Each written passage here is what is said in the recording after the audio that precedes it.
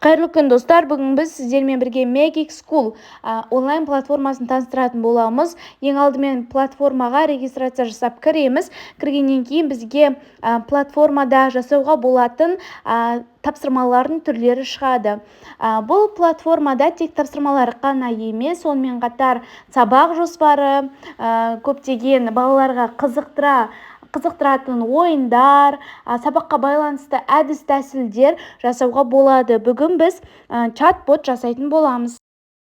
Magic School қосымшасында чат-ботты қолданудың бірнеше негізгі бағыты бар. Бірінші, ол оқушыларға көмек көрсету мақсатында, яғни чат-бот оқушылардың сұрақтарына жылдам жауап бере алады.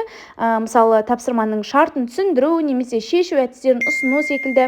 Сонымен қатар жеке көмек, яғни оқушылардың оқу деңгейіне және сұраныстарына байланысты жеке ұсыныстарды бере алады. Келесі, бұл оқушыларды ынталандыру және мотивация. Чат-бот оқушылардың тапсырмаларын автоматты түрде тексеріп, олардың нәтижелерін бағалауы мүмкін. Сонымен қатар оқушылардың жетістіктерін атап өту үшін чат-бот түрлі сыйлықтар мен марапаттар ұсынуы мүмкін.